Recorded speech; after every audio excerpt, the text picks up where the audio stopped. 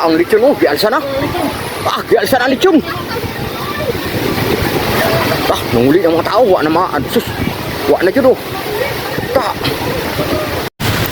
Ang sapli.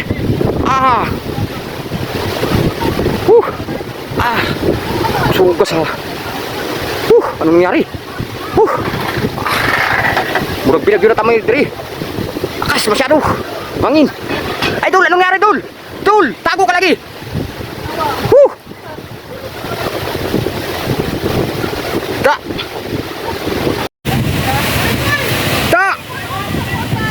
Bagyo.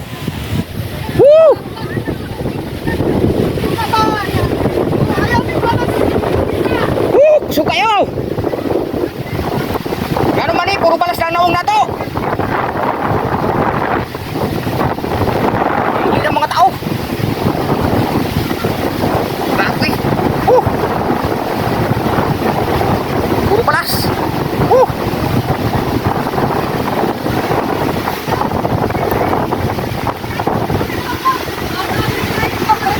Uli na ako, ma'am.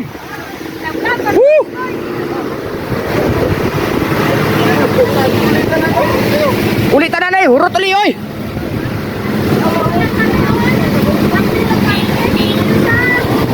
Nausa man eh. Pagkahuman sa liyog, mauna ni resulta. Wala.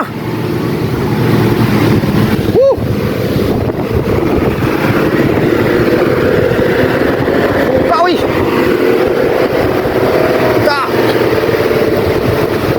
Uli na mga tao. Wa na kami magkaila diri. Grabe sa kabog sa balas, lupad na. Pagkahuman ng linog, mauna ni tabo. Pagkahuman sa linog. Linog manggod karon. Nanguli na mga sakyanan. Nanguli na pagkahuman sa linog. Usa naman eh, mura natang ng sus, ang mga tao. Nanguli na. Nanguli na mga tao din. Hindi na makaya dyan ang balas. Graab dyan.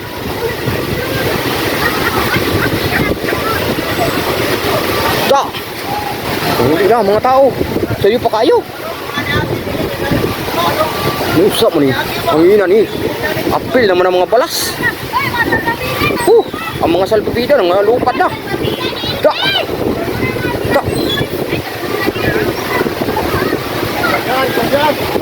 Nanguli na dyan sila oh. Urot yun ang mga ano diri, tao diri sa ano. Kaya human manggod ang linog. Pag human sa linog, maong ni resulta. Karon segundo ra. Perti kusugan linog. Tama yun.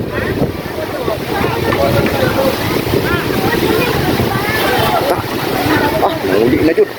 Mga tao. Nanguli na sila.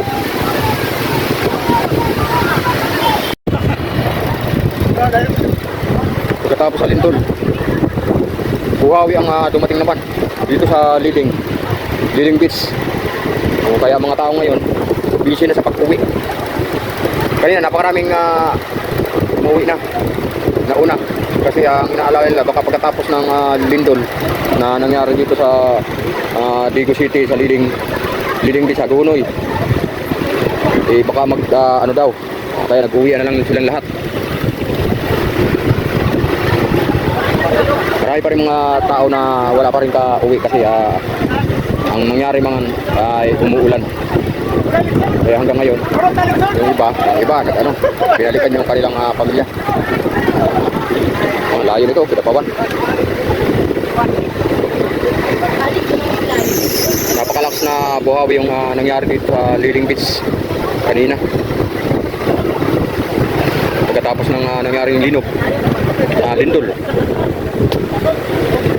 Yung balik na kay sinusundo yung kanyang mga kasama.